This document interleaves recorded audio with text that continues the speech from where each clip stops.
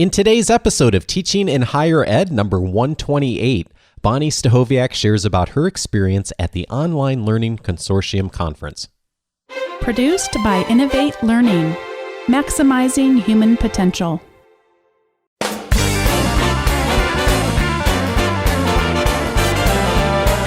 Welcome to this episode of Teaching in Higher Ed. This is the space where we explore the art and science of being more effective at facilitating learning. We also share ways to increase our personal productivity approaches so we can have more peace in our lives and be even more present for our students.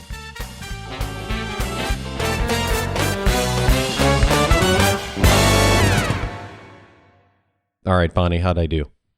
You did fabulous, but I wonder if people are confused. Who are you? Who is this crazy person who's taken over your podcast? For those of you who are listening for the first time, usually you hear my voice in the beginning, but this is Bonni Stachowiak, normally the host of Teaching in Higher Ed, and I am all the way out in Orlando, Florida. And it's always better to have the person who's hardwired to the recorder who gets the best sound being the host of the show. And so I decided, why not have the person that I'm married to, that I completely love and trust in terms of being not just a podcast host, but, father of our children, all those good things. Yeah, just those minor details. Yes. Who has been on episodes before, but it's been a while. It has been a while. I'm so glad to be back on the show, and I'm anxious to hear, because you and I haven't really talked much this week, and I'm anxious to hear about what you've been up to and where you're at and what you're doing and why you aren't home helping me care for our children. Who have been adorable all week, so it's actually been so much fun to hang out with them. But so tell us about where you're at and the conference and what's going on. I'm at the Online Learning Consortium's conference. It's called the OLC Accelerate Conference, and again, out here in Orlando, Florida. And there are about 2,000 attendees. It's actually just wrapping up today, Friday, November 18th. And many people are now headed home. And what kind of folks are at this conference, and what are the kinds of things that are being talked about? It brings together a lot of different people. Sometimes it's people who are in instructional design roles or faculty development roles. There are some professors here, although actually I met fewer professors than perhaps I intended on meeting. And of course, people that work for all different types of institutions, everything from small 4-year private schools like the one that I teach at, all the way up to the really big ones and everything in between.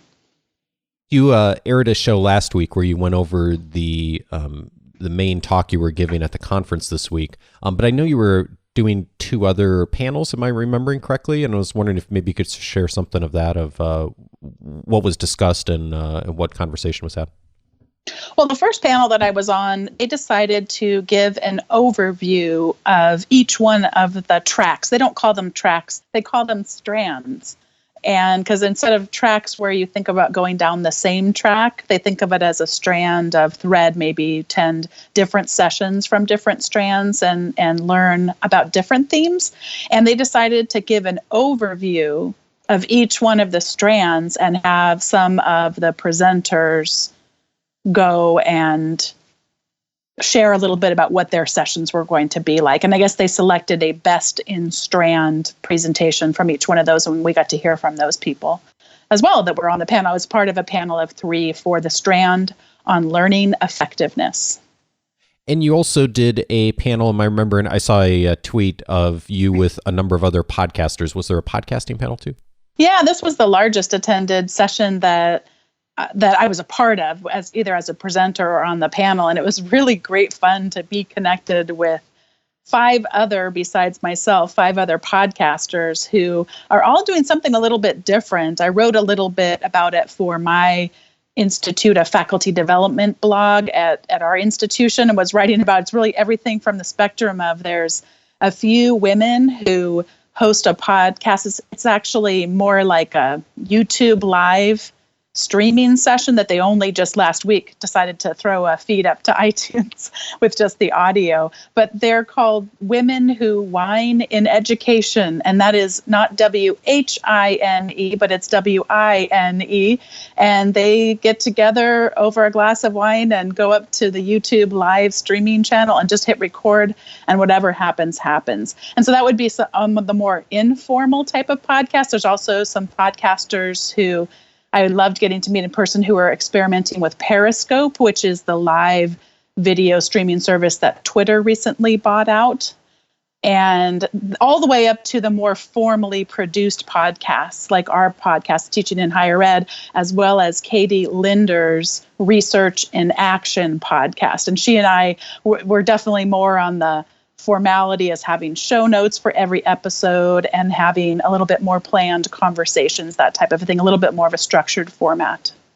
One of the things that's always interesting to me whenever I go to a conference is just what shapes my worldview, both what are highlights and what are, maybe things that are unexpected that come out of a conference, but also what you leave thinking or doing differently than you did before you got there. So I'm curious, maybe starting off first with what are some of the highlights from your experience over the last few days? There were a couple of them. I know I just talked about the podcast panel, but I loved getting to connect with them, and then also getting to connect with some people that listen to this podcast that came to the session. That was kind of a surreal thing to have. One of the women who had come and attended said, and I quote, "You've saved my bacon a number of times, Bonni." She said it's just interesting for her how she'll listen to one of the episodes and somehow the very next week she'll end up having someone ask her about it, and she's found it to be a great resource. And it was just great to hear from people and to get a sense. Some of the people came because they wanted to start podcasts of their own, and then others just came again because they listened to the various shows and wanted to connect with us and hear from us. And I just loved that. It was just great because when we're doing podcasts, you have a podcast too, of course, Dave, that's much more of a one-to-many kind of conversation. And it's not too often that we get to hear back, although both you and I have communities that we've established outside of just the podcasting format. But it's still just great fun to see people in person and to get to connect that way. And then I really think they do a wonderful job at this conference of having, yes, a very, very big focus on the breadth and depth of what's available. There were so many different, almost too many, if you will, sessions. I think on any one of the strands, there were between 30 and 40 breakouts that you could choose from. Oh, wow.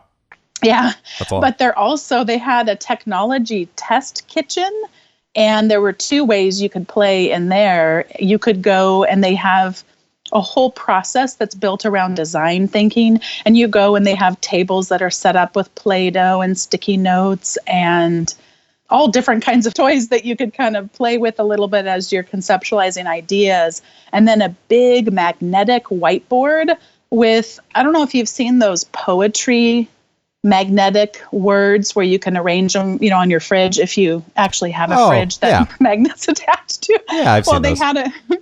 They had it, but with instructional design types of words. And they had a whole map of design thinking, creating a recipe, because they're all going off of the theme of a kitchen. So how do you create a recipe to solve different challenges that we have in higher ed, and specifically in blended learning and online learning? It was just really fun because you could go and not just be talked at, but you could go and talk with people and brainstorm with people, and that's really fun. And then they also did, I've never actually seen one of these shows that's like I think one's called Top Chef, the cooking challenge shows, like reality TV, but it's cooking. It sounds familiar. Yeah. Yeah, it'll become painfully apparent to our listeners how much chef work we do in the house. Yes. Yeah.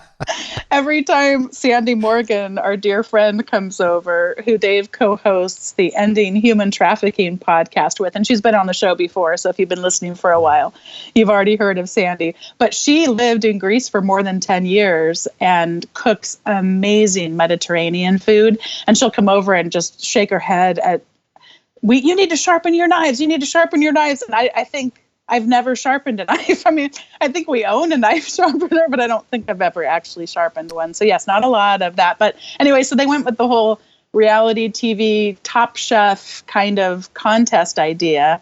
And they would have these little contests throughout the conference. And I got to see one of them in action where they presented a challenge to 4 different teams. And then the 4 different teams had 15 minutes to come up with what their solution was to the challenge.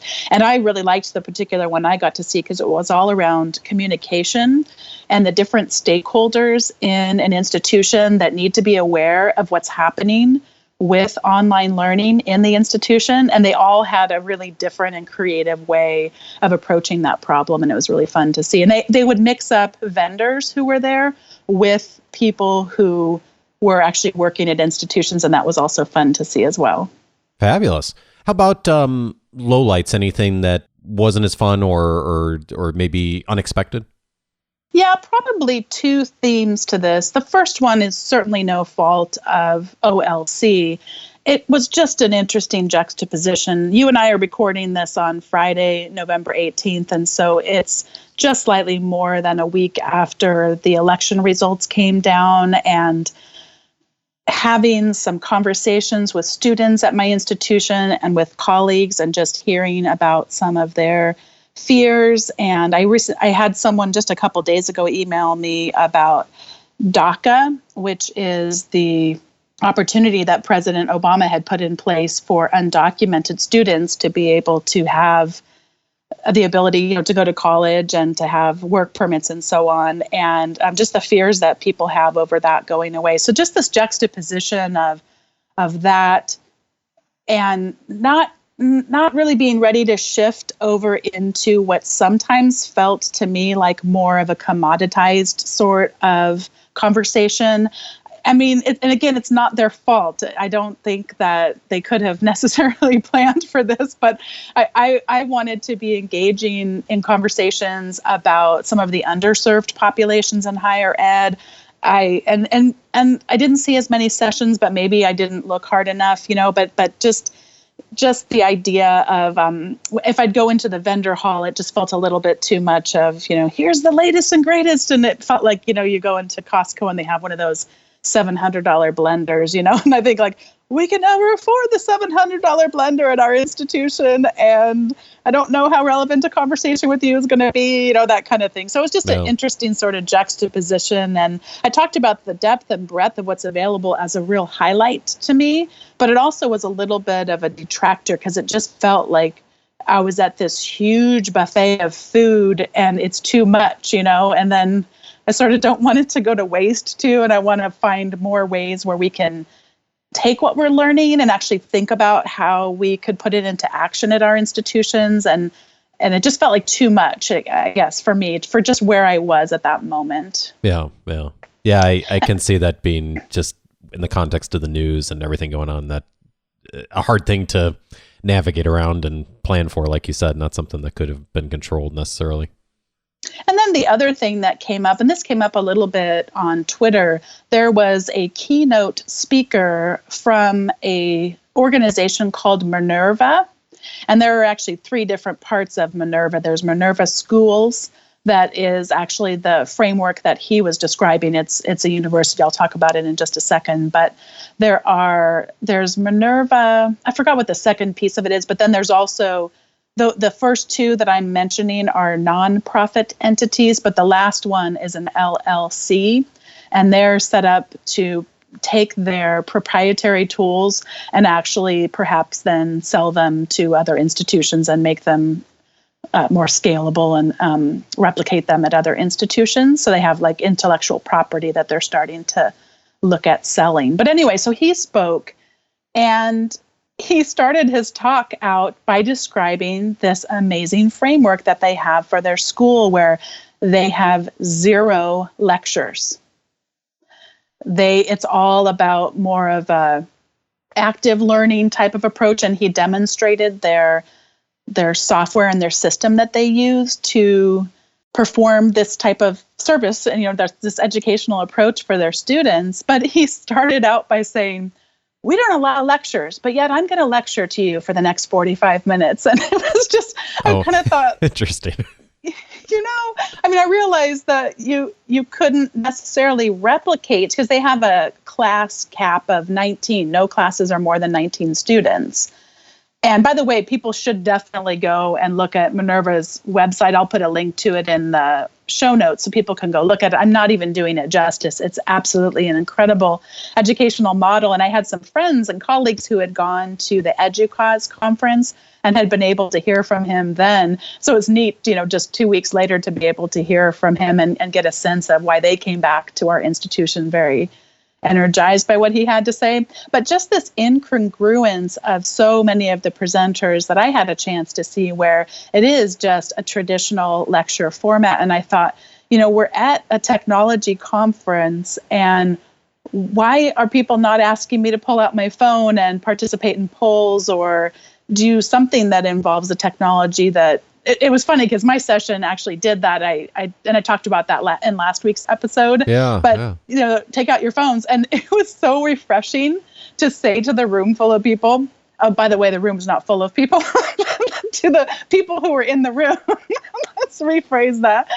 Pull out your phones and go to this website and type in this code, and no one had any problems at all. That was kind of a refreshing change from when I do that at my institution. It's sometimes a broader type of person comes, and so you have people that have more difficulty operating their phones than at a tech conference, of course, at an educational technology conference. But anyway, I just found it interesting that there was this incongruence, two ways really. Just one, with not having the kind of involvement that I would have expected in the sessions, and then two, not having the presentation materials, the PowerPoints and such, to really be designed the way that I've come to understand is most effective when delivering online. And that's to have less text, less bullets, and more images. And I saw a lot of text and a lot of bullets still, and having people reading off of screens, as opposed to the audience reading off of screens, as opposed to just coming up with a visual that would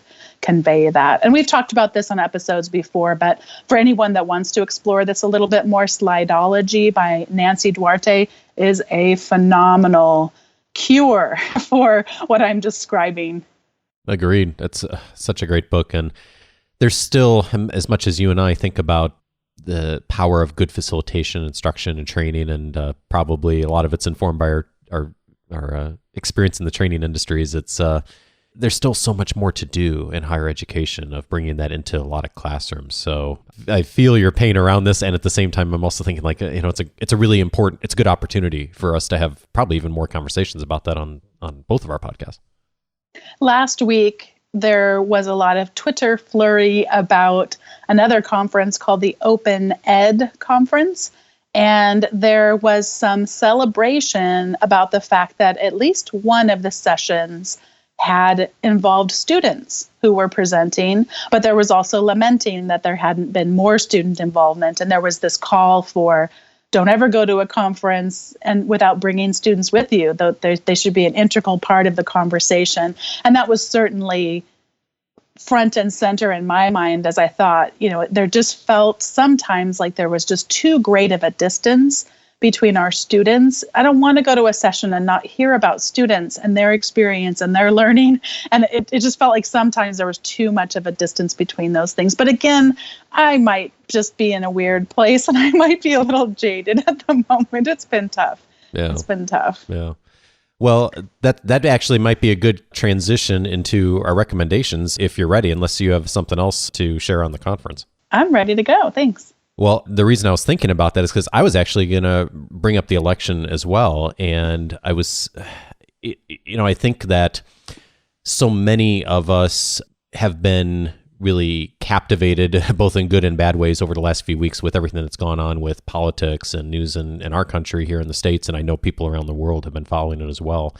And I think about Stephen Covey's model. Stephen Covey's the really well-known author from The 7 Habits of Highly Effective People, one of my favorite all-time books.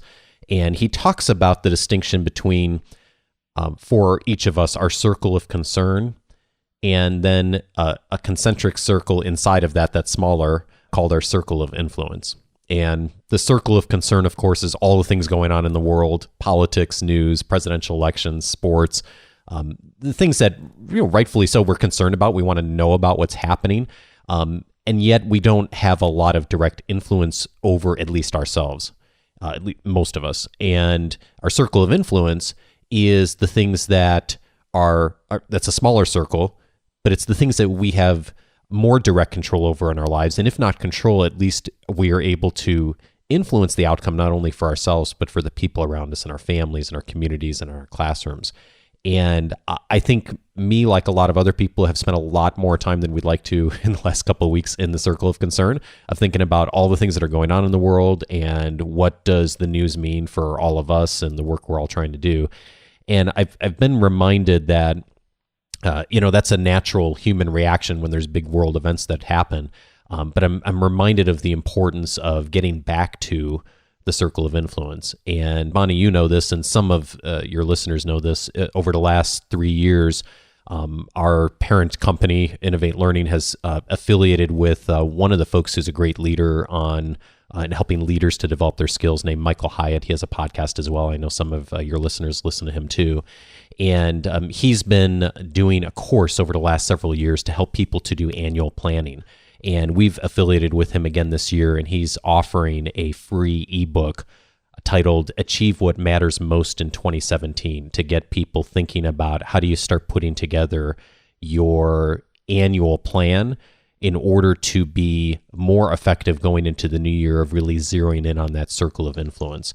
And so if that is something that sounds of interest to you, you can get access to it at a link on my website at coachingforleaders.com/best2017. And I think that it's a good starting point for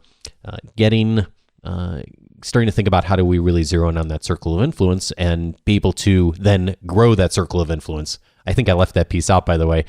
If you do a better job of staying in the circle of influence, your circle of influence gets bigger. And so I think that's one of the key things that I always try to remember when I have any time of frustration in my life is like, okay, how can I focus on things I can really have influence over? Because that's going to ultimately help me to be more valuable to other people. So that's my recommendation for this episode.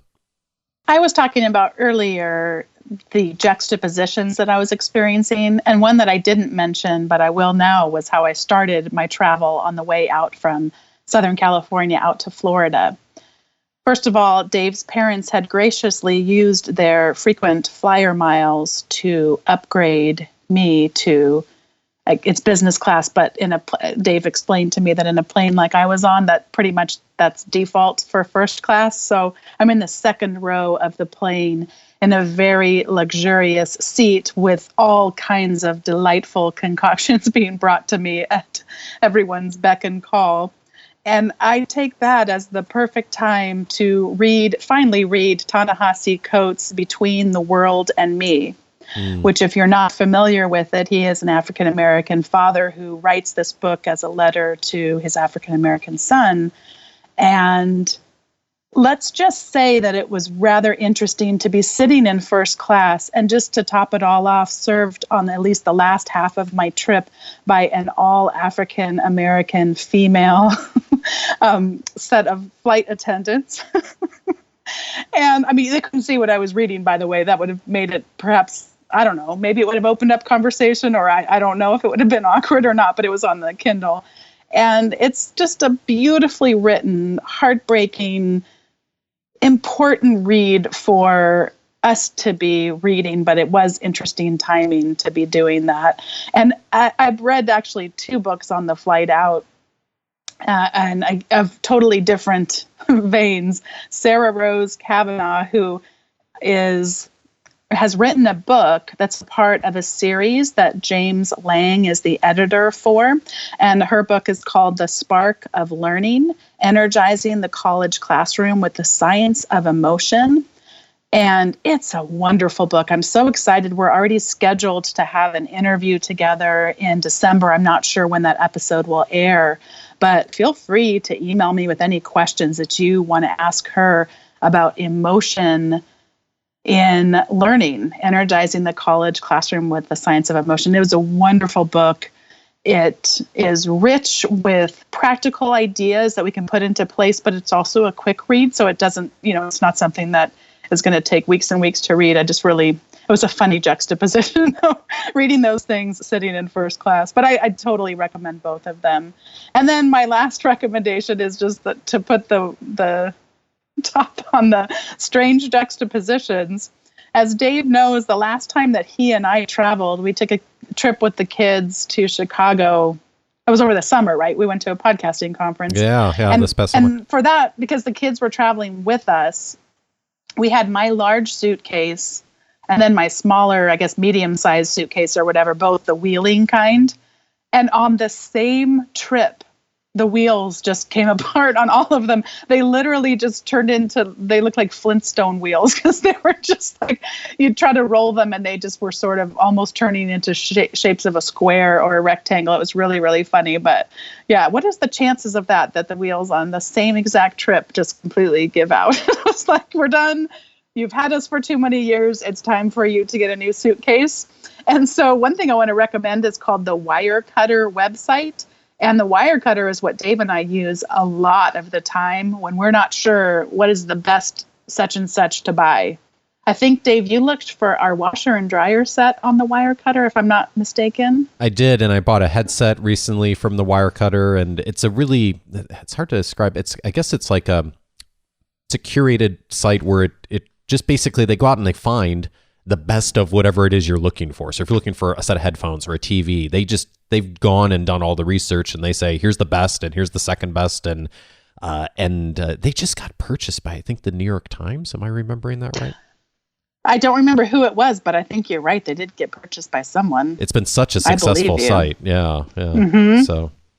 Yeah, it's exciting. And unlike Consumer Reports, which used to be my go-to, my perception is that they've kept up a little bit more on the tech side, and Consumer Reports kept up with their model of a pay-to-view type of a service, a publication, versus the Wirecutter makes their money by, oh, here's the best suitcase, and by the way, here's a link to buy it on Amazon where we're going to make a cut of your purchase, for example. So that their model was a little bit more current, I think, for today's times. And of course, I'm not necessarily interested in purchasing a subscription to something like that until the very time when I need it, and I don't mind that they get the referral. So anyway, I recommend the Wirecutter website, and off of that, I did find a wonderful suitcase. And Dave, it was hysterical because the kids, first of all, it's one of those spinner suitcases.